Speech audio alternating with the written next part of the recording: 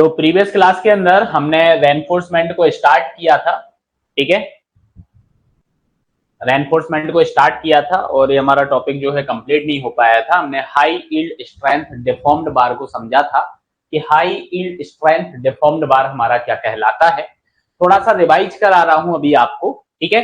कल अपन ने जैसा कि पढ़ा था कि हाई यील्ड स्ट्रेंथ डिफॉर्म्ड बार जो आपका होता है कंपेयर टू माइल्ड स्टील, इसके अंदर कार्बन का जो कंटेंट होता है वो ज्यादा होता है और कार्बन का कंटेंट अगर बढ़ेगा तो इसकी जो स्ट्रेंथ होगी वो स्ट्रेंथ भी इंक्रीज होगी, ठीक है। फिर मैंने आपको बताया था कि जो H/SD बार्स आपके होते हैं ये जनरली दो टाइप में अवेलेबल आपके होते हैं। पहला आपका होता है hot rolled high yield strength bar और दूसरा आपका होता है cold worked high yield strength bar. Clear.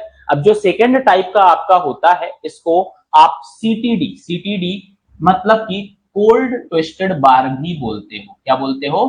Cold twisted बार भी बोलते हो, कोल्ड ट्विस्टेड डिफॉर्म्ड बार भी आप बोलते हो। क्लियर। साथ ही साथ अगर मैं आपसे बात करूं तो आप इसी को टॉर स्टील भी बोलते हो। क्या बोलते हो? इसी को आप टॉर स्टील भी बोलते हो। क्लियर।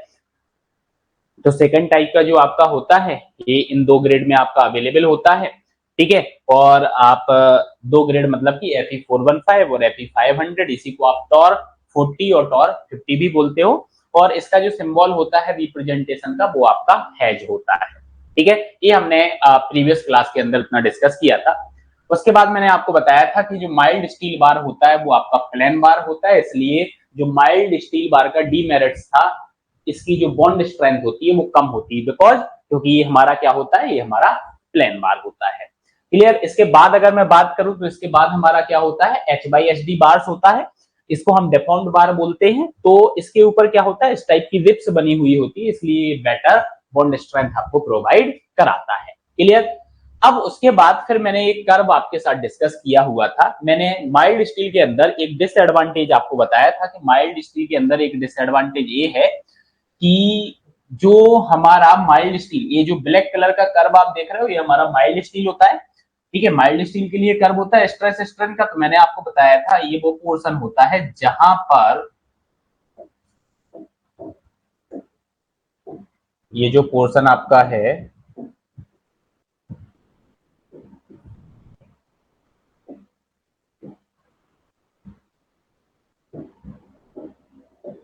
ठीक है, यहां पे क्या होता है आपका यील्ड प्लेटू, ठीक है। ये आपका क्या होता है, यील्ड प्लेटू। यील्ड प्लेटू मतलब कि ये अनडिजायर्ड होता है, स्ट्रेस नहीं बढ़ रहा है, फिर भी आपका क्या हो रहा है, स्ट्रेन यहाँ पर बढ़ रहा है। तो जो H/SD बार होता है, क्लियर, सॉरी माइल्ड स्टील बार होता है, उसका सबसे बड़ा डिसएडवांटेज आपको यहाँ पे ये देखने को मिल रहा था कि यील्ड प्लेटू इसके अंदर डेवलप हो रहा था। तो अब माइल्ड स्टील की इस प्रॉब्लम को आपको क्या करना था, मिनिमाइज करना था।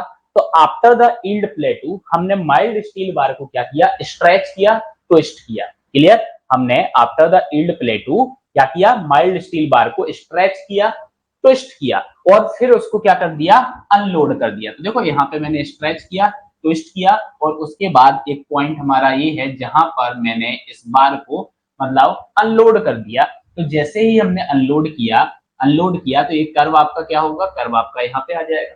क्लियर, इस पॉइंट पे। तो अब आप देख सकते हो इस बार के अंदर यहां से यहां तक एक परमानेंट स्ट्रेन यहाँ पे डेवलप हो गया है। क्या हो गया, एक परमानेंट स्ट्रेन आपका यहाँ पे डेवलप हो चुका है। देखो यहाँ से यहाँ पे आपका परमानेंट स्ट्रेन आपका डेवलप हो चुका है और फिर यहाँ पे मैंने क्या किया, फिर से यहाँ को रिलोड कर दिया, फिर से मैंने इसको लोड दिया। तो फिर से मैंने लोड दिया तो ये इसके अंदर स्ट्रेस बढ़ना आपका चालू हो गया। क्लियर। तो ये आपका कौन सा बार निकल के आया, ये आपका जो कर्व निकल के आया है ये निकल के आया है आपका H/SD बार्स के लिए। और इस पूरी प्रोसेस को हम कोल्ड वर्किंग प्रोसेस बोलते हैं। क्या बोलते हैं, इस पूरी प्रोसेस को हम कोल्ड वर्किंग प्रोसेस बोलते हैं। समझ में आया। आफ्टर द यील्ड प्लेटू हमने माइल्ड स्टील बार को क्या किया, स्ट्रेच किया, ट्विस्ट किया और फिर हमने इसको अनलोड कर दिया। अनलोड करने के बाद हमने देखा कि इस बार के अंदर कुछ परमानेंट स्ट्रेन यहाँ पे डेवलप हो चुका है। और फिर इसके बाद मैंने इसको फिर से रीलोड कर दिया है। क्लियर? तो जो हमारा एच बाई एच डी बार होगा तो वो एच बाई एच डी बार तो आपका ये आ रहा है। क्लियर? तो अगर मैं एच बाई एच डी या सीटीडी बार की बात करूं तो उसका कर्व आपका कैसा बनेगा? स्ट्रेस स्ट्रेन कर्व कुछ इस टाइप से आपका स्ट्रेस स्ट्रेन कर्व बनेगा। ठीक है? तो जो मैंने अभी आपको समझाया है ये मैंने कल आपको यहाँ पे डिस्कस भी कराया था कि to minimise the problem of the yield plateau in the mild steel is stressed by the process of stretching और twisting beyond the yield plateau के बाद हम इसके अंदर जो प्रोसेस यहाँ पे करेंगे स्ट्रेचिंग और ट्विस्टिंग की। Clear? And then it is unloaded और इसके बाद हम इसको अनलोड कर देंगे। विच कॉज अनलोड जैसे ही करोगे some permanent strain in the material आपका डेवलप हो जाएगा। Then it is again reloaded और उसके बाद हम फिर से इसको रीलोड कर देंगे। इस प्रोसेस को हम कोल्ड वर्किंग प्रोसेस बोलते हैं। क्लियर? और all H by H D and CTD bar are essentially mild steel. वो पहले तो माइल्ड स्टील थे, उसके बाद जो कोल्ड वर्किंग आपने प्रोसेस की देन आपने कन्वर्ट किया इनको। क्लियर? तो यील्ड स्ट्रेंथ जो आपकी होती है वो कितनी होती है? 415 न्यूटन पर MM square, that is the grade आपका Fe 415 होगा और 500 न्यूटन पर एमएम स्क्वायर आपका होगा तो इसका जो ग्रेड होगा आपका Fe 500 यहाँ पे आपका ग्रेड होगा। ठीक है? यहाँ तक आई थिंक आपको क्लियर होगा। ठीक है? इसके बाद अपन ने एक कर्व यहाँ पे देखा हुआ था, ये आपका जो कर्व बना हुआ था आपका Fe 250 के लिए था और ये जो कर्व आया है Fe 415 और Fe 500 के लिए आया था। क्लियर? अब अगर डक्टिलिटी की मैं बात करूं तो as compare to mild steel इसकी जो डक्टिलिटी आपकी होगी वो कम होगी। क्यों? क्योंकि इसकी स्ट्रेंथ बढ़ चुकी है और कार्बन कंटेंट बढ़ने की वजह से इसकी ब्रिटलनेस भी बढ़ चुकी है और ब्रिटलनेस जब बढ़ती है तो आपका इनवर्सली प्रोपोर्शनल होता है डक्टिलिटी। डक्टिलिटी आपकी क्या हो जाएगी? डक्टिलिटी आपकी कम हो जाएगी। ठीक है? डक्टिलिटी आपकी क्या हो जाएगी? डक्टिलिटी आपकी कम हो जाएगी। क्लियर? और अब आप देखो यहाँ पे जो आपका था जब हमने माइल्ड स्टील पढ़ा था तो हमने about the lower yield point यहाँ पे क्या कर लिया था? About the lower yield point आपने यहाँ पर एफ बाई निकाल ली थी। क्लियर? क्यों? क्योंकि एक वेल डिफाइंड मुझे यील्ड पॉइंट यहाँ पे मिल रहा था।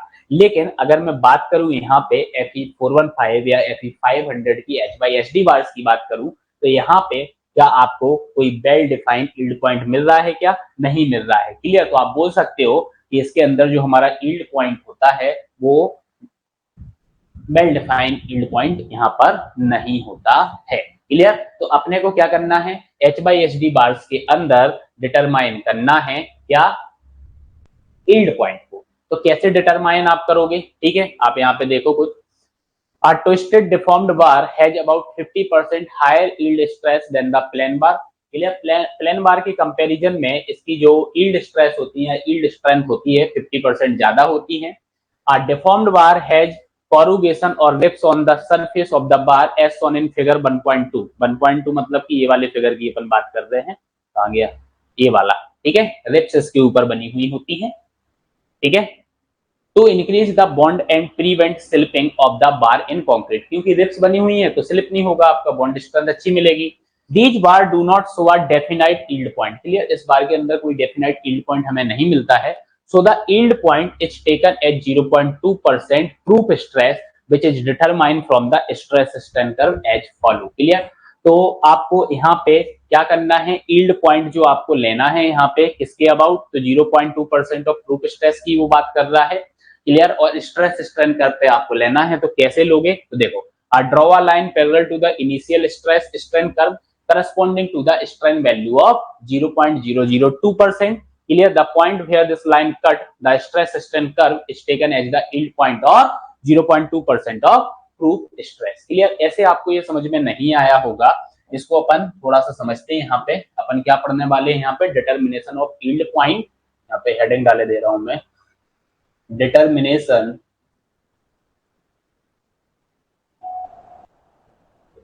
determination of yield point of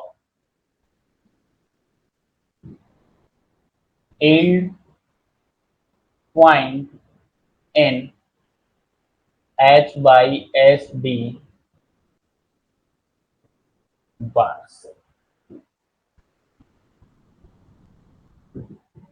ठीक है? H by HD बार्स के अंदर अपने को क्या करना है? अपने को यील्ड पॉइंट को डिटरमाइन करना है। ठीक है, कैसे करेंगे तो आइए देखते हैं। अपन कर्व यहाँ पे बनाते हैं सबसे पहले। ठीक है,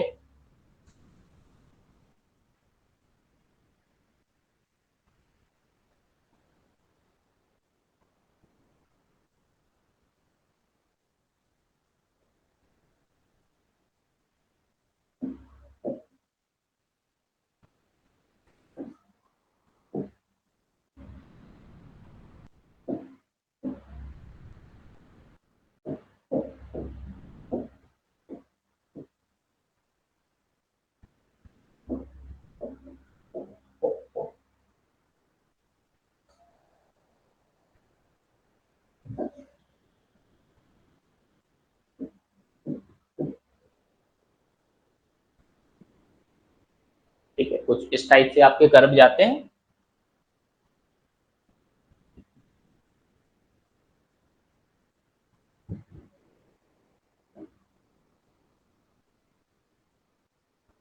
ठीक है,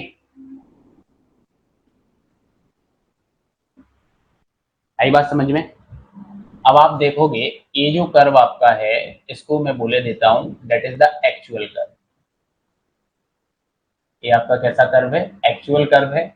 और ये वाला जो कर्व आपका हो जाएगा इसको आप बोलोगे क्या? ये आपका हो गया डिजाइन कर्व। ठीक है, अब अगर ये एक्चुअल कर्व हो गया तो ये एफ वाई हो जाएगा और ये आपका हो जाएगा एफ वाई बाई, हाँ, गामा एस, यही हो जाएगा। F Y by gamma s आपने लिखा है, मतलब एफ वाई बाई 1.15, ये आपका होगा। ठीक है, अब अपने को क्या करना है, तो यहाँ से एक इनिशियली आपने एक टेंजेंट ड्रॉ कर दिया। ठीक है, यहाँ से क्या कर दिया आपने? एक टेंजेंट को ड्रॉ कर दिया। ठीक है, ये आपका एक टेंजेंट ड्रॉ हो गया। अब दूसरी चीज मैंने आपको क्या बोली, आपने यहाँ पे पढ़ी थी, draw a line parallel to the initial stress strain curve. Initial stress strain curve पे जो आपने इनिशियल टेंजेंट मॉडुलस निकाला था, क्लियर? तो इनिशियल जो आपने टेंजेंट ड्रॉ किया है उसके करस्पॉन्डिंग कितने स्ट्रेन पर? 0.002 स्ट्रेन पर आपको एक पैरेलल लाइन ड्रॉ करनी है। ठीक है, क्या करनी है? एक पैरेलल लाइन आपको ड्रॉ करनी है। तो ये अपन करते हैं पैरेलल लाइन एक ड्रॉ। सपोज ये आपकी पैरेलल लाइन आ गई है। ठीक है,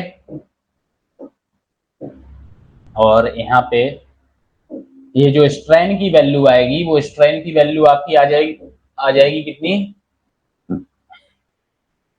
0.002, इतनी स्ट्रेन आएगा आपका। हाँ, तो अब आप यहाँ पे एक चीज नोटिस करो कि इस टेंजेंट ने यहाँ पे कट किया है आपका कर्व, एक्चुअल कर्व आपका यहीं पे कट किया है। ठीक है, और दूसरा ये जो कर्व आपका है वो आपका यहाँ पे कट हुआ है। ठीक है, तो इसके करस्पॉन्डिंग आपको क्या निकालना है? आपको स्ट्रेन निकालना है। ठीक है, और दूसरा आपको इसके करस्पॉन्डिंग निकालना है।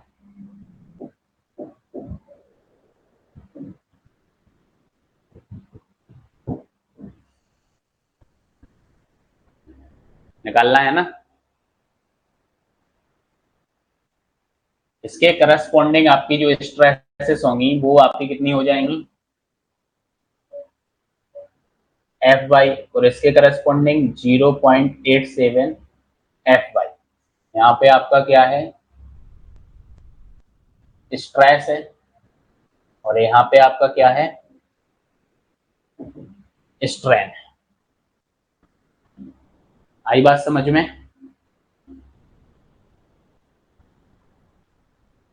ठीक है,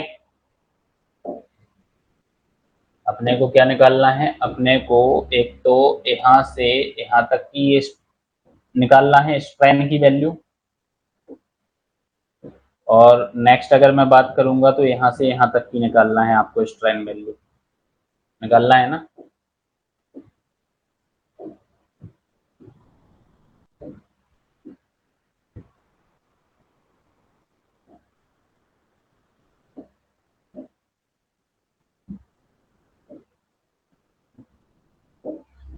ठीक है।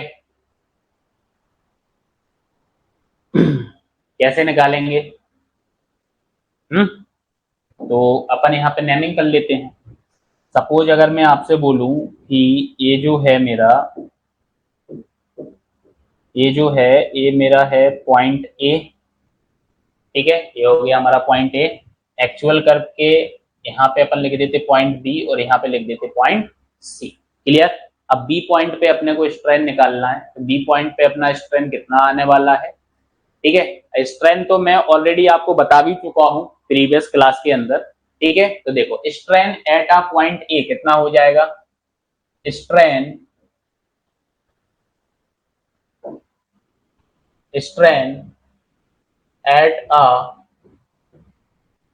पॉइंट ए, पॉइंट ए पे कितना हो गया? 0.002। कितना स्ट्रेन हो गया? 0.002 आपका हो गया। क्लियर? अब अगर मैं बोलूं आपसे स्ट्रेन एट पॉइंट बी निकालना है, स्ट्रेन एट पॉइंट बी, तो बी पॉइंट पे आपका कितना आएगा? हाँ, बी पॉइंट पे कितना आएगा? तो यहां से यहां तक का जो स्ट्रेन आपका आएगा, कल बताया था आपको कि यील्ड स्ट्रेन जो आपका होगा वो क्या होगा? F by upon E S, यही होगा ना? हाँ, तो इस पे आपका यही आने वाला है। कितना आ जाएगा? F by E S. ठीक है, और अगर मैं डिजाइन कर्व पे बात करूं तो यहाँ पे कितना आ जाएगा? 0.87 एफ बाई ई एस आ जाएगा। हाँ, तो टोटल स्ट्रेन हमारा क्या हो गया? टोटल स्ट्रेन हमारा क्या हो गया? यहां से यहां तक बी का अपन लिखेंगे, तो यहां से यहां तक अगर अपने को बी का लिखना है तो मैं क्या लिखूंगा? 0.002 plus F Y by E s. Clear? क्योंकि कुछ परमानेंट स्ट्रेन आपका H by S D bars के अंदर ऑलरेडी डेवलप हो जाता है जब हम कोल्ड वर्किंग प्रोसेस को यहाँ पे करते हैं। ठीक है, तो ये जो वैल्यू आई है, ये value upon W S am working stress method के अंदर हम लेते हैं। ठीक है, और अगर मैं आपसे बोलूं strain at point C, strain at point C, तो एट पॉइंट सी क्या हो जाएगा? 0.002 plus 0.87 into F by upon E s. तो ये आपकी जो वैल्यू आएगी, ये आएगी आपकी एल एस एम की। ठीक है, ये वैल्यू आपकी किसके अंदर आ जाएगी? ये वैल्यू आपकी आ जाएगी एलएसएम के अंदर। क्लियर? ये जो यील्ड स्ट्रेन आपका है ना, ये किसके लिए है? क्लियर? अब देखो इसको एक और चीज आप लिख सकते हो। हाँ, इसको एक तरीके से और लिख सकते हो। आप क्या लिख सकते हो? और 0.002 plus F Y upon gamma s. Gamma s की वैल्यू ही रख दो, एक काम करो 1.15 इंटू ई एस, ऐसा भी आप लिख सकते हो। ठीक है, तो ये जो आपने यहाँ पर वैल्यू देखी है,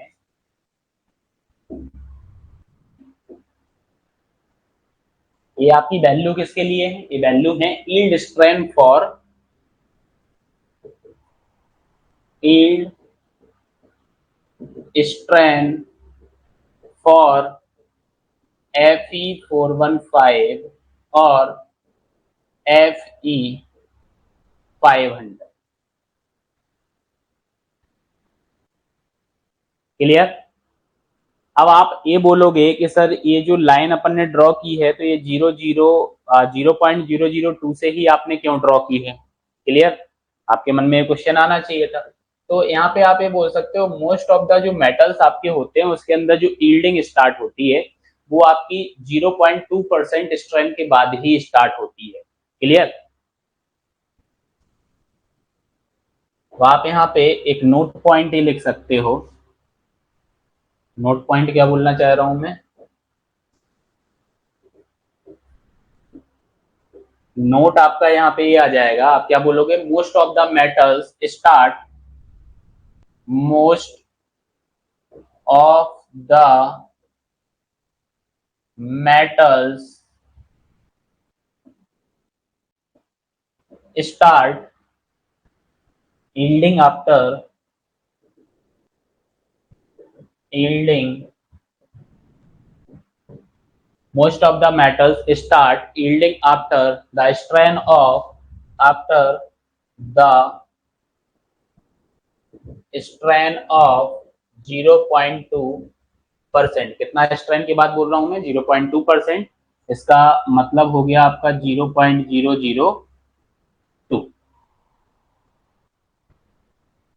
ठीक है, आई बात समझ में? इसके बाद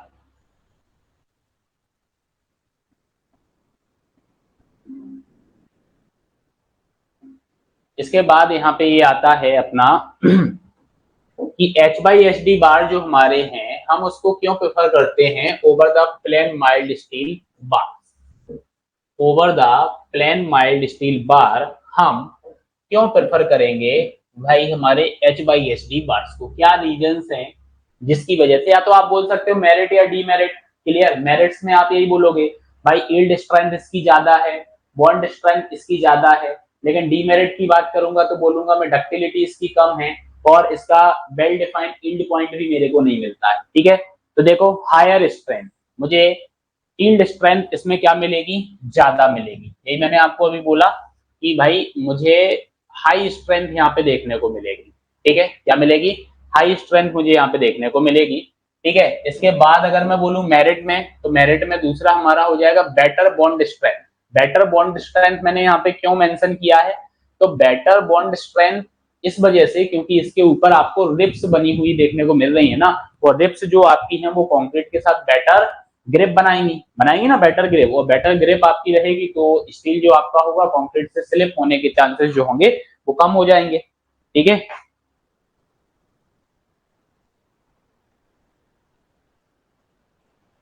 क्या हो जाएंगे? कम हो जाएंगे। ठीक है, इसके अलावा अगर मैं बात करूं तो इकोनॉमी आपका बेटर रहेगा यहाँ पे। अब आप बोलोगे सर इकोनॉमी कैसे? तो देखो यहाँ पे the cost of the H/SD bar is approximately same as the mild steel but the use of H/SD bar lead to overall economy as the amount of steel required is less due to its higher strength. Lot of steel above 40 million tons has been shipped in India since 1967 because of replacement of mild steel by the taut steel and the saving amount of 50,000 crores. Clear, मतलब overall अगर देखा जाए तो overall economy आपकी ज्यादा मिलेगी H/SD bars को अगर आप यूज करोगे तो। ठीक है, ओवरऑल इकोनॉमी इसकी ज्यादा है। ठीक है, अगर डिसएडवांटेज की बात की जाए, डीमेरिट्स की बात की जाए, तो डीमेरिट्स इसके क्या हो जाएंगे? डीमेरिट्स इसके क्या हो जाएंगे? तो डीमेरिट्स में अगर मैं बात करूं तो आप क्या बोल सकते हो? Lower ductility. क्या बोल सकते हो? पहला आपका जो डीमेरिट यहां पे रहेगा वो है आपका लोअर डक्टिलिटी। ठीक है, और दूसरा अगर मैं बोलूं तो दूसरा हमारा यहाँ पे ये हो जाएगा कि yield point not well defined. Yield point not well defined. Yield point जो हमारा है वो वेल डिफाइंड नहीं है। क्लियर, वेल डिफाइंड नहीं होने की वजह से हम उसका जल्दी से यील्ड स्ट्रेंथ नहीं निकाल पाते हैं। ठीक है, चलो इसके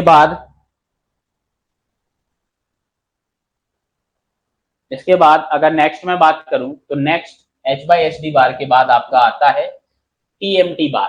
TMT बार मतलब कि हो गया आपका थर्मो मैकेनिकली ट्रीटेड बार। ठीक है, TMT बार का मतलब क्या हो गया आपका? थर्मो मैकेनिकली ट्रीटेड बार। अब थर्मो मैकेनिकली ट्रीटेड बार आपका क्या कहलाता है? देखो TMT bars are manufactured by passing hot rolled steel bar। अब ये hot rolled steel bar जो आपका है ना, आप यहाँ पे देखना,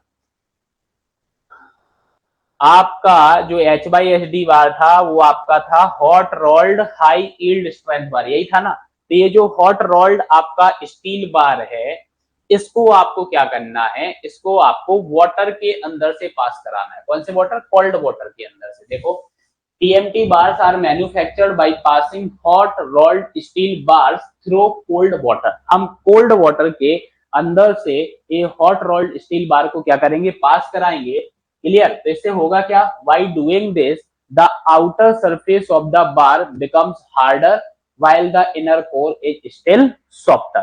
मतलब जो आउटर सरफेस इसकी होगी वो आपकी हार्ड हो जाएगी, और जो इनर सरफेस आपकी होगी वो आपकी क्या हो जाएगी? वो आपकी सॉफ्ट ही रहेगी। क्लियर? तो आपको एक फायदा ये मिल जाएगा कि बाहर वाली सरफेस जो आपकी है वो हार्ड मटेरियल की आपकी हो गई है, ठीक है, और अंदर वाली आपकी क्या हो गई है? सॉफ्ट हो गई है। कहने का मतलब ये है मेरा, देखना यहाँ पे, सपोज अगर मैं बोलूं, अगर इसके टॉप व्यू को मैं देखूं सामने से, सॉरी टॉप व्यू को बोल रहा हूं, ये साइड व्यू को देखूं, जब ऐसा हॉरिजॉन्टली ये प्लेस होगा, तो ये हॉट रोल्ड स्टील बार आपका हो गया है। तो जैसे ही आपने इसको कोल्ड वाटर से पास कराया, कोल्ड वाटर से आपने पास कराया, तो ये जो आउटर सरफेस आपकी है, ये क्या है? जो आउटर सरफेस आपकी है, ये आपकी कैसी हो जाएगी? हार्डर हो जाएगी। क्लियर? और दूसरा अगर मैं बात करूं यहाँ पे, तो ये जो इनर सरफेस आपकी होगी, ये इनर सरफेस आपकी कैसी रहेगी? ये इनर सरफेस आपकी सॉफ्ट रहने वाली। क्लियर? तो ये हार्डर और ये सॉफ्ट आपकी यहाँ पे रहेगी जब हम हॉट रोल्ड स्टील को पास कराएंगे किससे? कोल्ड वाटर से। इसी प्रोसेस को आप बोल सकते हो that is the thermomechanically treated. Clear?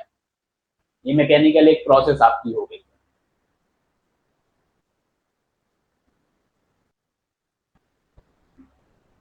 ठीक है? ये हार्डर रहेगा, ये सॉफ्ट रहेगा। यहाँ पे आप देख सकते हो कि ये टीएमटी बार इस टाइप का होता है, 8 mm, 10 mm, 12 mm, 16 mm, 20 mm, 25 mm। ठीक है? चलो, अब यहाँ पे जो आपको पॉइंट बताने वाला हूँ ये बहुत इंपॉर्टेंट पॉइंट है। देखना आप यहाँ पे क्या लिखा हुआ है। इन इंडिया सेल, सेल का नाम सुना होगा, steel authority of India limited. सुना है नाम? सेल का नाम सुना होगा आपने, स्टील अथॉरिटी ऑफ इंडिया का नाम सुना होगा। तो स्टील अथॉरिटी ऑफ इंडिया जो आपका है, और दूसरा आपका राष्ट्रीय इस्पात निगम लिमिटेड जो है। क्लियर? दूसरा क्या है आपका? राष्ट्रीय इस्पात निगम लिमिटेड। ठीक है? ये दो आपकी जो कंपनियां हैं, ये क्या करती हैं? टीएमटी बार का मैन्युफैक्चरिंग करती है। ये किसका मैन्युफैक्चरिंग करती हैं? टीएमटी बार का आपका मैन्युफैक्चरिंग करती है। ठीक है? गवर्नमेंट आपका जो हो गया, सेल आपका हो गया, RINL आपका हो गया। क्लियर? टीएमटी बार के एडवांटेज क्या है यूज करने के? तो एडवांटेज की अगर बात की जाए तो हाई यील्ड स्ट्रेंथ आपको मिलती है, बेटर वेल्डेबिलिटी मिलती है, एक्सीलेंट आपको डक्टिलिटी मिलती है, और सुपीरियर कोरोजन रेजिस्टेंस आपको यहाँ पे मिलता है। क्लियर? अब कोरोजन रेजिस्टेंस की यहाँ पे अगर बात की जाए कि भाई कोरोजन रेजिस्टेंस मेरे को सुपीरियर कैसे मिल रहा है, तो सुपीरियर कोरोजन रेजिस्टेंस के लिए हम क्या करते हैं समझना।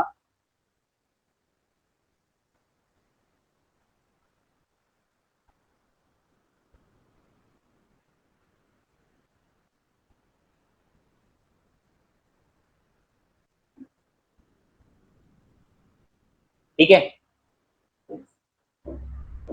हम इसके ऊपर एक एंटी कोरोजिव ट्रीटमेंट प्रोवाइड कराते हैं। क्या कराते हैं? Anti corrosive, anti corrosive treatment आपने यहाँ पे दे दिया है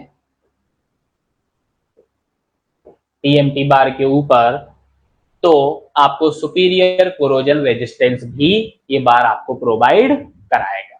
ठीक है? आई बात समझ में? अब यहाँ पे एक नोट पॉइंट भी आप देखो, एक डक्टिलिटी से रिलेटेड आपके एग्जाम में क्वेश्चन पूछ लिया जाता है। ठीक है? तो नोट आपका कुछ इस प्रकार है कि ductility, ductility of mild steel, mild steel मतलब एमएस मैंने यहाँ पे बोल दिया है, इसकी ज्यादा रहने वाली है as compare to TMT, as compare to TMT, और टीएमटी की डक्टिलिटी ज्यादा रहने वाली है एज कंपेयर टू H/SD और CTD बार्स। क्लियर? ये चीज याद रखना, सबसे ज्यादा डक्टिलिटी तो आपको माइल्ड स्टील ही प्रोवाइड कराएगा। कौन प्रोवाइड कराएगा? माइल्ड स्टील ही प्रोवाइड कराएगा। ठीक है,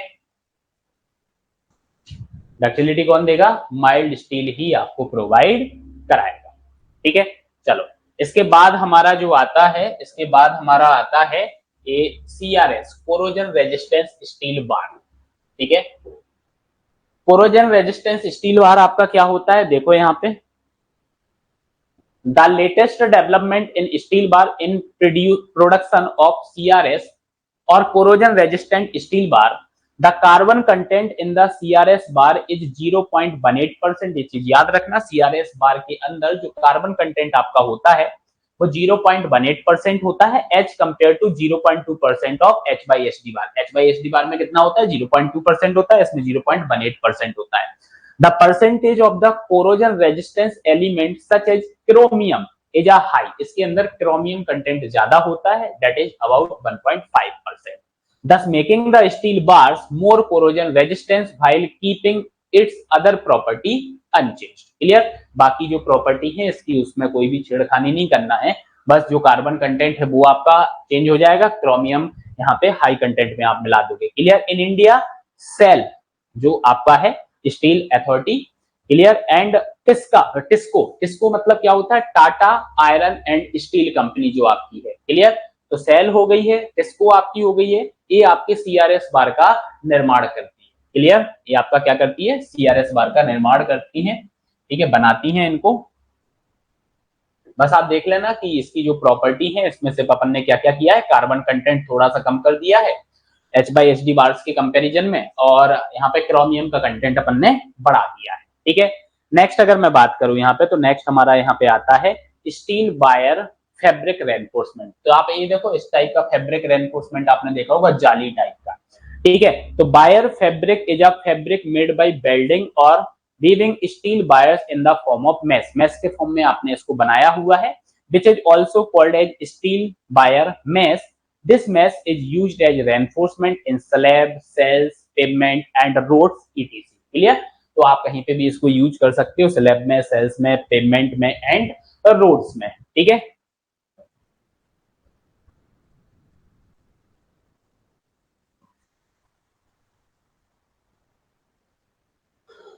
ठीक है, याद रखोगे ना? तो ये बस बेसिक आपको याद रख लेना, बहुत ज्यादा इसमें वो नहीं करना अपने को। ठीक है, तो ये रेनफोर्समेंट जो आपका था वो आपका कंप्लीट हो गया है। ठीक है, अब अपना यहाँ पे अपन बात करते हैं, अगला जो हमारा क्वेश्चन है यहाँ पे, क्वेश्चन यहाँ पे इस प्रकार से है कि why are consider concrete fail in crushing. हम ये कंसीडर क्यों करके चलते हैं? जैसे एक RCC हमारा पूरा स्ट्रक्चर आपने बनाया हुआ है RCC का, लेकिन मैं बोल रहा हूं कि मैं कंक्रीट को क्रशिंग में ही क्यों कंसीडर करके चलता हूं कि हमारा जो कंक्रीट है वो क्रशिंग में ही फेल होने वाला है। क्लियर? हमेशा हम ऐसा क्यों नहीं बोलते हैं कि स्नैपिंग ऑफ स्टील हो जाए, स्टील फेल हो जाए आपका, हमेशा कंक्रीट को ही फेल क्यों माना यहाँ पे जाता है? क्लियर? ठीक है, तो समझते हैं इसको ऐसा क्यों होता है।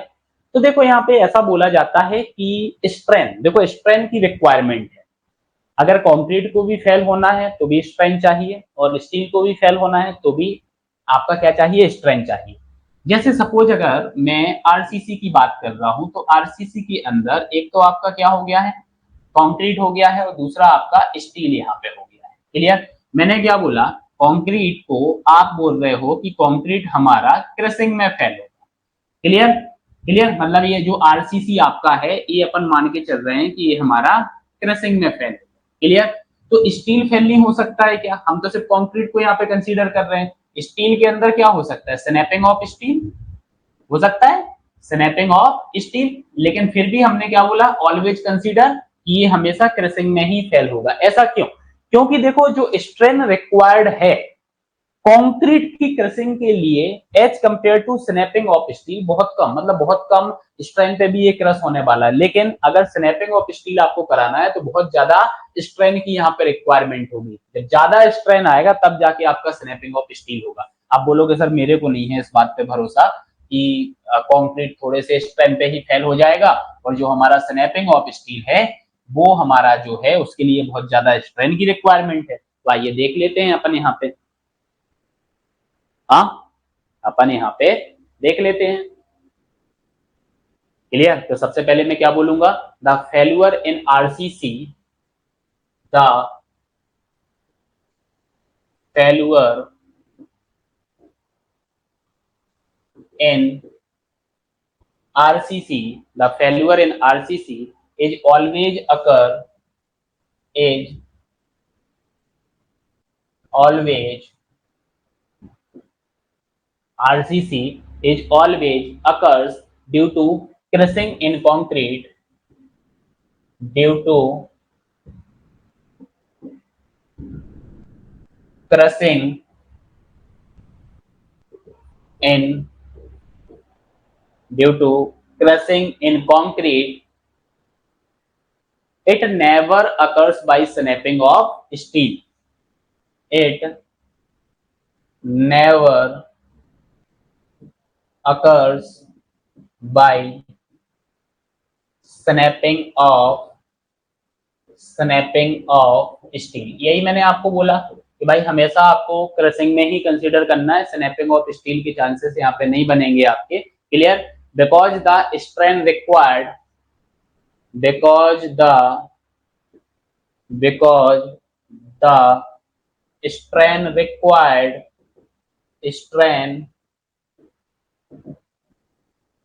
because the strength required for snapping of bar, for snapping of bar is much larger, is much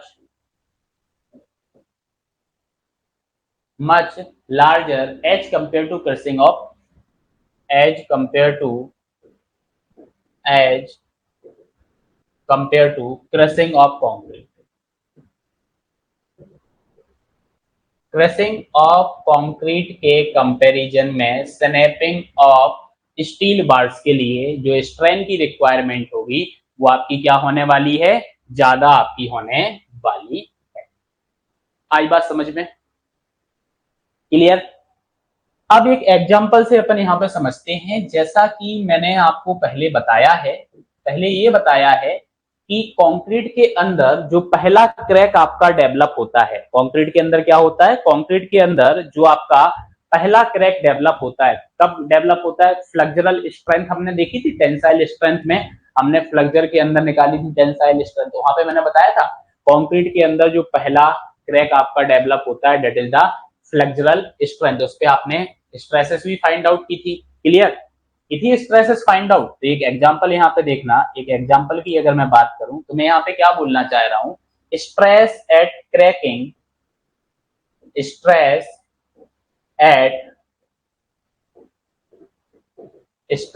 eight cracking in concrete. Concrete के अंदर जब भी आपकी क्रैकिंग की अपन बात करेंगे तो stress at cracking in concrete हमारी क्या रहने वाली है, तो ये अपन ने फाइंड आउट की थी 0.7 अंडर रूट एफ सी के, यही फाइंड आउट की थी आपने, की थी। और modulus of elasticity of concrete क्या होता है आपका, modulus of elasticity of concrete EC आपने पढ़ा था 5000 अंडर रूट एफ सी के, यही आपने पढ़ा था, that is the modulus of elasticity पढ़ा था। ये आपका क्या है, मॉडुलस ऑफ इलास्टिसिटी आपका हो गया। इतनी बात समझ में आई? तो कंक्रीट के अंदर जब क्रैकिंग आपका आया, देखो stress at cracking in concrete 0.7 under root F C की आपका आया, मॉडुलस ऑफ इलास्टिसिटी आपका ये आ गया। तो मैं अब यहाँ पे निकालना चाहता हूं कि जब कंक्रीट के अंदर एक क्रैकिंग हुई तो स्ट्रेन कितना था। क्लियर? तो अब अपन यहाँ पे फाइंड आउट करेंगे strain at cracking in concrete, strain in cracking of concrete। तो अगर मुझे स्ट्रेन निकालना है तो स्ट्रेन को अगर निकालना है तो क्या होता है आपका, जो आपका स्ट्रेस है जो आपका स्ट्रेस है उसको डिवाइड कर दो उसकी मॉडुलस ऑफ इलास्टिसिटी से।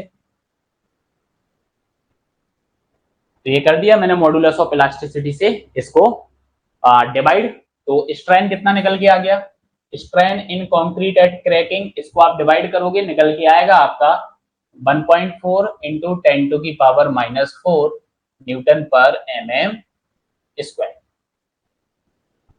यही हो जाएगा।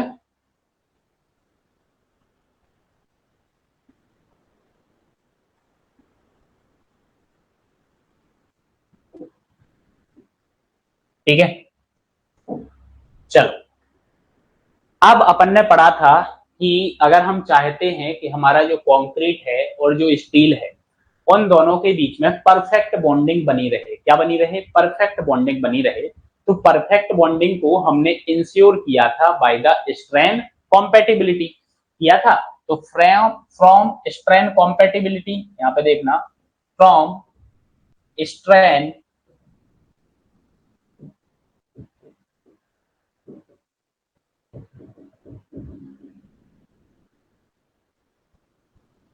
फ्रॉम स्ट्रेन कॉम्पेटिबिलिटी, तो फ्रॉम स्ट्रेन कॉम्पेटिबिलिटी आपका क्या हो जाएगा कि भाई इसी पॉइंट पे कंक्रीट के अंदर जो स्ट्रेन है उसी पॉइंट पर स्टील के अंदर जो स्ट्रेन होगा वो आपका क्या होने वाला है, सेम होने वाला है। तो मैं ऐसा लिख सकता हूं क्या स्ट्रेन कॉम्पेटिबिलिटी से कि strain at cracking in steel, strain at cracking in steel, cracking in steel, यही सेम लिख दूं 1.4 इंटू 10 टू की पावर -4, ये लिख सकता हूं। ये कहां से लिख दिया अपन ने, ये लिख दिया from strain compatibility, strain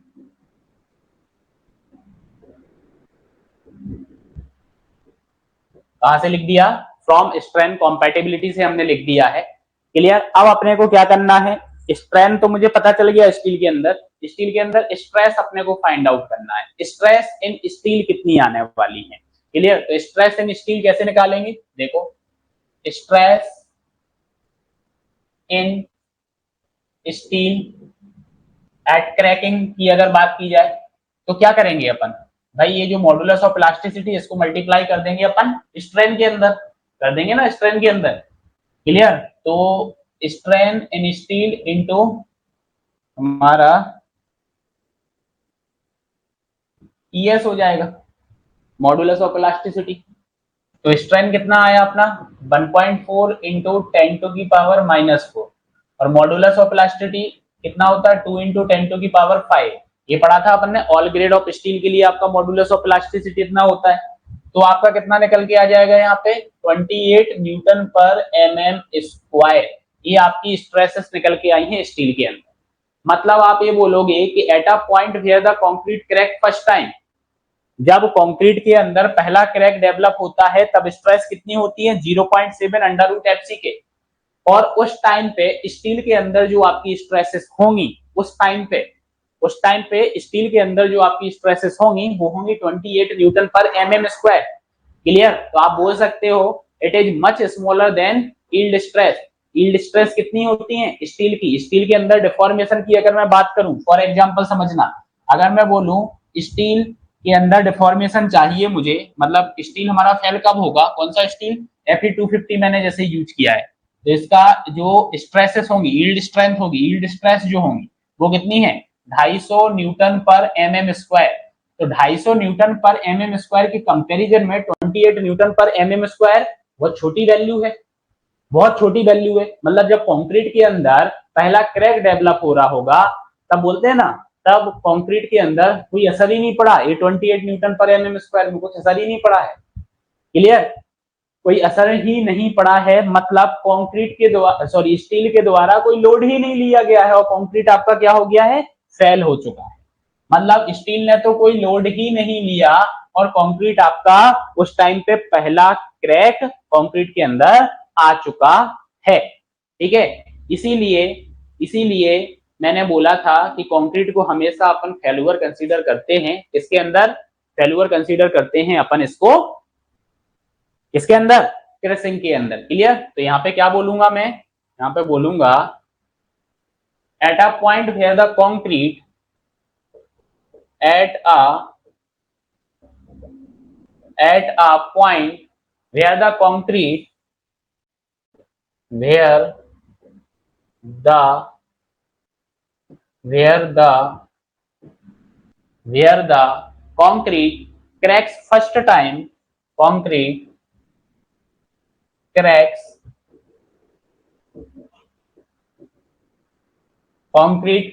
first time at that point, at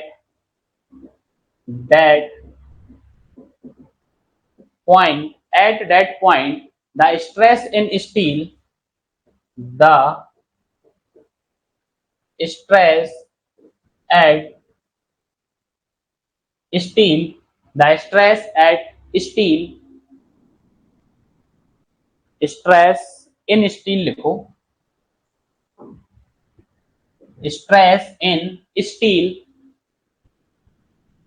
just 28 Newton per mm square, just 28 Newton per mm square. It is much smaller than, it is much smaller than yield stress, yield stress। तो एक example के लिए अपन yield stress यहाँ पे लिखते हैं Fe 250 Newton पर mm square. Hence steel remains unaffected, hence steel remains unaffected, steel remains unaffected to the load, to the load। Clear. अब भाई स्टील ने तो लोड ही नहीं लिया है और कंक्रीट के अंदर पहला क्रैक आपका डेवलप यहाँ पे हो चुका है। तो हम चाहते हैं कि जो हमारा स्टील है वो इफेक्टिव रहे और वो कंक्रीट के साथ साथ लोड को ले। तो जो हमारी बीम होती है, सपोज हमारी ये आपकी बीम हो गई है, क्लियर, ये बीम हो गई है, ये सेंटर से इसकी न्यूट्रल एक्सिस जा रही है, तो न्यूट्रल एक्सिस के ऊपर कंप्रेशन पोर्शन आएगा और न्यूट्रल एक्सिस के नीचे आपका टेंशन आएगा। तो इस टेंशन जोन के अंदर हम क्रैकिंग प्रोवाइड करेंगे। क्या करेंगे, हम क्रैकिंग को प्रोवाइड करेंगे। अब क्रैकिंग को प्रोवाइड करना मतलब ये नहीं होता है कि भाई मैंने पूरी बीम बना दी और बाद में एक बड़ा सा हथौड़ा लेके गया और नीचे से तोड़ दिया। क्रैकिंग का मतलब ये नहीं होता है। हेयर लाइन क्रैक्स की यहाँ पे बात होती है। क्लियर। हेयर लाइन क्रैक्स हम क्यों प्रोवाइड करा रहे हैं, जिससे हमारा जो स्टील है वो इफेक्टिव हो जाए और वो लोड को ले सके। क्लियर। तो मैं यहाँ पे क्या बोलूंगा, hence in case of beam, hence in case of beam, hence in case of beam be allowed cracking in concrete, be allowed cracking in concrete, cracking in concrete on tension side, on tension side, so the steel becomes yield, so the steel becomes yield, so the steel becomes yield and effective in resisting, and effective in resisting, effective in resisting effective in resisting, क्या resisting, resisting of load. ठीक है, तो आपको क्या करना है, cracking यहाँ पे प्रोवाइड कराना है। क्लियर। अब जो क्रैकिंग आप प्रोवाइड कराओगे तो क्रैकिंग में याद रखना अलाउबल क्रैक विड्थ जो आपकी होगी, allowable crack width, crack width should not be greater than, should not be greater than, should not be greater than 0.3 mm। Clear. 0.3 mm से आपका क्या नहीं होना चाहिए, आपका ज्यादा नहीं होना चाहिए। अब आपके मन में एक और क्वेश्चन, अगर हो गया ज्यादा तो, अगर ज्यादा हो जाएगा तो फिर मॉइस्चर आपका एंटर करेगा उसके अंदर और आपका जो रेनफोर्समेंट है उसके अंदर कोरोजन होगा। क्लियर। तो if the crack width is greater, if the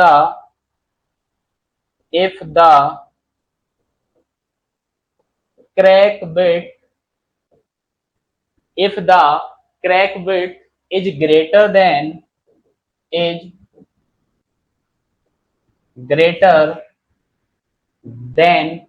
0.3 mm, आप बोल सकते हो 0.3 mm, या फिर इसको हटा दो, greater than. Clear. At the moisture causes, at the moisture, at the moisture causes the corrosion of reinforcement, the corrosion of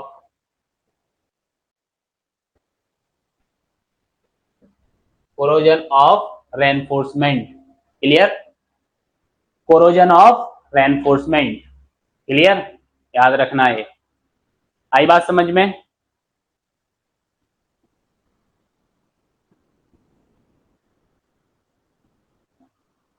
ठीक है, तो इसलिए भाई अपन ने यहाँ पे प्रूफ भी कर लिया है।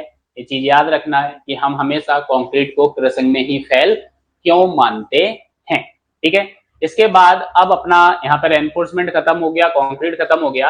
अब हम स्टार्ट यहाँ पे करेंगे कि आरसीसी जो हमारा होता है, रेनफोर्स्ड कंक्रीट जो हमारा होता है, उसको हम किन किन मेथड्स की हेल्प से डिजाइन कर सकते हैं। क्लियर। तो designing method of reinforced cement concrete. ठीक है, तो जनरली यहाँ पे 3 टाइप की आपकी मेथड्स होती हैं और ये जो 3 मेथड हम यहाँ पे पढ़ने वाले हैं ये आरसीसी की तो डिजाइन करती ही है, साथ ही साथ स्टील स्ट्रक्चर जो हम पढ़ते हैं उसमें भी आपकी यही मेथड्स होती हैं जिनकी हेल्प से हम क्या करते हैं, डिजाइन करते हैं। क्लियर। तो there are 3 methods of structural designing. Clear. पहली मेथड की बात अगर मैं करूंगा तो आपका working stress method, ultimate load method ULM और लिमिट स्टेट मेथड आपका होता है। क्लियर।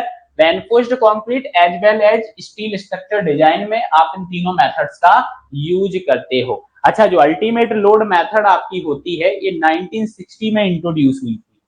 क्लियर। कब हुई थी? इंट्रोड्यूस इन 1960,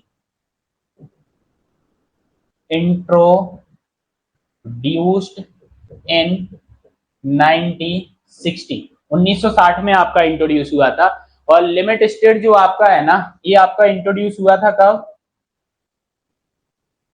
इंट्रोड्यूस्ड इन 1970, 1970 में आपका इंट्रोड्यूस हुआ था लिमिट स्टेट मेथड। क्लियर।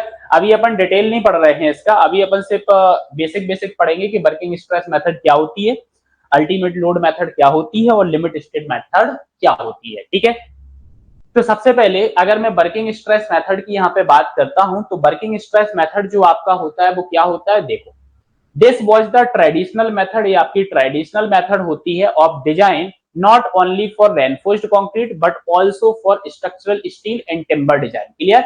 ये आपकी एक ट्रेडिशनल मेथड होती है जिसकी हेल्प से आप रेनफोर्स्ड कंक्रीट हो गया, स्टील स्ट्रक्चर आपका हो गया, टिम्बर डिजाइन आपका हो गया, क्लियर, आप कर सकते हो। The method basically assume that the structural material behave as a linear elastic manner।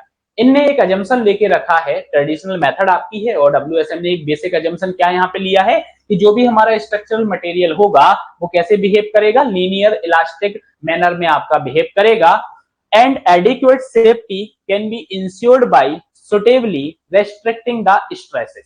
Clear, मतलब जो मटेरियल के अंदर स्ट्रेसेस हैं उन स्ट्रेसेस को रेस्ट्रिक्टेड करके इन्होंने एडिक्यूट सेफ्टी प्रोवाइड यहाँ पे की हुई है। क्लियर, और ये किसके बेसिस पर, वर्किंग लोड के बेसिस पर, मतलब डब्ल्यूएसएम जो आपकी बेस्ड होती है वो वर्किंग लोड पर होती है, मतलब वर्किंग लोड पे ही पूरा का पूरा आप डिजाइनिंग प्रोसेस यहाँ पे कर देते हो। Clear, as the specified permissible stresses are kept well below the material strength, हमेशा आपको जो परमिसिबल स्ट्रेसेस होंगी वो आपको मटेरियल स्ट्रेंथ से कम यहाँ पर रखनी है।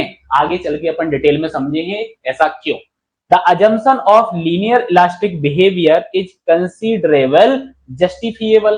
क्लियर, क्यों ऐसा मैं बोल रहा हूं, क्योंकि देखो इन्होंने बोल दिया है कि लीनियर इलास्टिक होना चाहिए, और लीनियर इलास्टिक होना चाहिए तो जो हमारी वर्किंग स्ट्रेस मेथड है वो लीनियर इलास्टिक को पूरा फॉलो करना चाहिए, लेकिन मटेरियल भी जो है हमारा होमोजेनस होना चाहिए, आइसोट्रोपिक होना चाहिए, लीनियर इलास्टिक होना चाहिए। बट आरसीसी जो हमारा होता है वो आरसीसी ना तो हमारा होमोजीनियस है, ना ही हमारा लीनियर इलास्टिक है, और ना ही हमारा आइसोट्रोपिक है।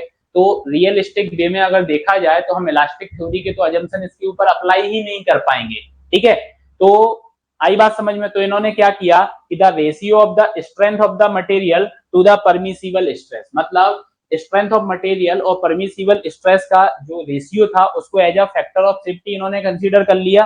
क्लियर, इन्होंने क्या किया, as a factor of safety क्या कंसीडर कर लिया इन्होंने, जो स्ट्रेंथ ऑफ मटेरियल है divide by factor of safety कर दिया, और इन्होंने सॉरी परमिसिबल स्ट्रेस आपने कर दिया और उसको as a factor of safety consider कर लिया इन्होंने।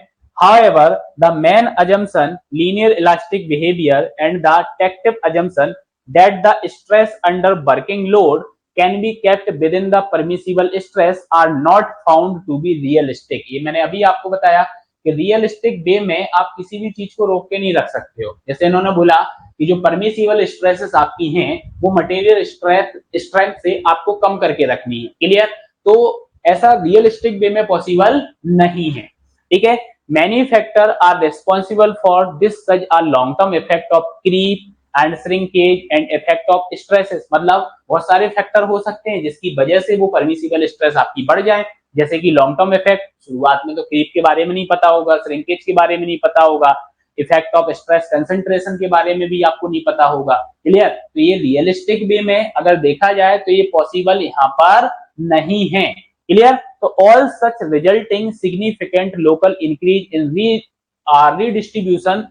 Redistribution of the calculate stresses. Clear, तो कहने का मतलब आपका यही हो गया है कि जो वर्किंग स्ट्रेस मेथड आपकी हो गई है तो वो वर्किंग लोड पर बेस्ड है और बहुत सारी इसकी लिमिटेशंस हैं। लिमिटेशंस होने की वजह से ही यहाँ पे इंट्रोड्यूस हुई है आपकी अल्टीमेट लोड मेथड और लिमिट स्टेट मेथड। क्लियर, तो बेसिकली अभी याद रख लो आप ये जो मैंने थोड़ा सा एक्सप्लेन किया है वर्किंग स्ट्रेस मेथड को, इसको अभी अपन आगे डिटेल में पूरा समझने वाले हैं कि भाई इसकी लिमिटेशंस क्या है, उन लिमिटेशंस को कैसे दूर किया गया है और कैसे हम स्ट्रक्चर को डिजाइन करते हैं। लेकिन आज भी अगर मैं बात करूं कि जब भी large section of structural member की बात होती है तो आप यहाँ पे बोल सकते हो कि thereby resulting in better serviceability performing under the usual working load, मतलब वर्किंग लोड के अंडर बेटर सर्विसिबिलिटी आपको प्रोवाइड मिलती है यहाँ पे। इसलिए जो बड़े स्ट्रक्चर्स होते हैं जैसे वाटर टैंक आपका हो गया, डैम आपका हो गया, मैसिव स्ट्रक्चर आपका होता है, वो आज भी आप वर्किंग स्ट्रेस मेथड पर ही डिजाइन करते हो क्योंकि वर्किंग लोड पर आपको बेटर यहाँ पे सर्विसिबिलिटी वो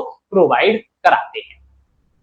ठीक है, इसके बाद अगर मैं बात करूं तो अल्टीमेट लोड मेथड आपका होता है और ये इंट्रोड्यूस हुआ था 1960 में। तो इन्होंने क्या किया था, देखो डिसएडवांटेज, उन्होंने वर्किंग लोड की यहाँ पे बात की थी, ये भी लोड फैक्टर है, इन्होंने भी लोड पे ही पूरा काम किया है, लेकिन इन्होंने क्या किया कि इन्होंने वर्किंग लोड की जगह अल्टीमेट लोड यहाँ पे कंसीडर कर लिया। क्या कर लिया, वर्किंग लोड की जगह अल्टीमेट लोड को यहाँ पे कंसीडर कर लिया था और बाकी सब चीजें वही थी। क्लियर, देखो with the growing realization of the shortcoming of WSM in reinforced concrete design and with increased understanding of the behavior of reinforced concrete at ultimate load, the ultimate load of design is evolved and become as alternative to WSM। Clear, मतलब ये ultimate load को इन्होंने consider कर लिया था design में और इनको ऐसा लगा कि एक बेटर अल्टरनेटिव मुझे मिल गया है WSM की जगह पे। This method is sometime also referred to the load factor method, इसको लोड फैक्टर मेथड भी बोला जाता है, or the ultimate strength. In this method the stress condition at the side impending collapse of the structure is analyzed and the non-linear stress strain curve of concrete and steel are made of use। कहने का मतलब ये हुआ कि जब हमने designing की यहाँ पे बात की तो इन्होंने पूरे स्ट्रक्चर को कॉलेप्स के अंदर एनालिसिस किया, non linear stress strain curve भी यहाँ पे इन्होंने कंक्रीट और स्टील के लिए बनाए हुए हैं। क्लियर? कहने का मतलब ये है कि जो कॉन्सेप्ट आपका था इसके अंदर इन्होंने मॉड्यूलर रेशियो को इंक्लूड किया था। Its associate problem are avoid entirely in this method. Clear? Next अगर बात यहाँ पे की जाए तो आप यहाँ पे देख सकते हो, क्लियर, बहुत बड़ी थ्योरी है इसकी, ठीक है। कहने का मतलब आप तो यहाँ पे अगर बात की जाए तो जो काम की चीज है वो मैं आपको यहाँ पे बता देता हूँ, ठीक है, क्योंकि ये अपने सिलेबस में नहीं है, अपने को डिटेल में नहीं पढ़ना है इसको, अपने को डिटेल में तो सिर्फ WSM को पढ़ना है और अपने को LSM को पढ़ना है, ठीक है। तो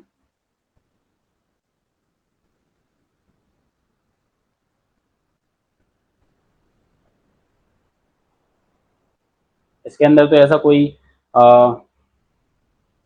आपका कोई इंपॉर्टेंट पॉइंट नहीं है, एक बार फिर भी रीडिंग कर लेते हैं। इंट्रोड्यूस्ड बाय, यहाँ पे क्या लिखा है, the safety measure design is introduced by an appropriate choice of the load factor. Load factor की डेफिनेशन आप यहाँ पे देख लो बस, define as the ratio of the, ये चीज इंपॉर्टेंट है बस, लोड फैक्टर की डेफिनेशन ये एग्जाम में आपसे पूछा जा सकता है कि भाई लोड फैक्टर क्या होता है। रेशियो ऑफ क्या होता है, ultimate load to working load. Clear? Load factor जो आपका होता है वो क्या होता है, वो आपका होता है ratio of ultimate load to working load आपका होता है, ठीक है। बस ये चीज आप याद रख लो, बाकी एक बार रीडिंग आप मान लेना, इसको मैं PDF आपको शेयर यहाँ पे कर दूंगा, ठीक है। चलो नेक्स्ट इंपोर्टेंट है आपका लिमिट स्टेट मेथड। अब क्या था देखो, the philosophy of the limit state method of design represent a definite advancement over the traditional design philosophy. जो ट्रेडिशनल डिजाइन ऑफ फिलॉसफी चल रही थी उसके ऊपर बहुत अच्छा एडवांसमेंट आप बोल सकते हो LSM मेथड को। Unlike WSM which based on calculation of service load condition alone, सिर्फ WSM आपकी किस पर बेस्ड थी, वो सिर्फ सर्विस लोड पे काम कर रही थी, वर्किंग लोड पे काम कर रही थी। और ULM जो आपका था अल्टीमेट लोड मेथड था, ये सिर्फ आपका अल्टीमेट लोड कंडीशंस पर काम कर रही थी। क्लियर? मतलब सिर्फ लोड पे काम कर रही थी, ये वर्किंग लोड पे, ये अल्टीमेट लोड पे। लेकिन LSM aims for the comprehension and relation solution to the design problem by considering safety at ultimate load। इन्होंने अल्टीमेट लोड के लिए भी सेफ्टी को कंसीडर किया, साथ ही साथ सर्विसिबिलिटी को यहाँ पे कंसीडर किया, working load. Clear? Ultimate load पे भी सेफ्टी का काम किया, वर्किंग लोड पे भी सर्विसिबिलिटी का काम किया। क्लियर? तो the LSM philosophy uses a multiple safety factor format which attempt to provide adequate safety at the ultimate load as well as adequate serviceability at the service load। मतलब इन्होंने ultimate load पे भी काम किया, service load पे भी काम किया और अपने मल्टीपल सेफ्टी फैक्टर्स यहाँ पे दे दिए। क्लियर? इसलिए यहाँ बोला गया है कि LSM मेथड जो आपकी है वो बेटर एडवांसमेंट है WSM और ULSM के बेसिस पर। अब इन्होंने जो सेफ्टी फैक्टर्स दिए थे तो उसके लिए इन्होंने अपनी दो स्टेट्स दी, लिमिट स्टेट, इन्होंने दो स्टेट यहाँ पे दी। पहला जो लिमिट स्टेट आपका होता है वो होता है लिमिट स्टेट ऑफ कोलैप्स और दूसरा होता है लिमिट स्टेट ऑफ सर्विसिबिलिटी। इन्होंने क्या बोला कि आप जब भी स्ट्रक्चर को डिजाइन करो आप कोलैप्स के अंदर डिजाइन करो, तो जब भी आप स्ट्रक्चर को चेक करो आप सर्विसिबिलिटी के अंदर चेक करो। तो देखो, a limit state is a state of impending failure beyond which a structure ceases to perform its intended functions satisfactorily in terms of either safety or serviceability. In either collapse or becomes unserviceable, there are two type of limit state। तो limit state मैंने बोला, एक तो ultimate limit state जिसको limit state of collapse बोला जाता है, which deal the strength से डील करेगा, overturning से डील करेगा, स्लाइडिंग से डील करेगा, बकलिंग से डील करेगा, फटीग फ्रैक्चर से डील करेगा। और दूसरा जो इनका लिमिट स्टेट है वो है सर्विसिबिलिटी लिमिट स्टेट। ये क्या करेगा, which deals with the discomfort to occupy और malfunctions caused by excessive deflection, crack width, vibration leakage and also loss of durability.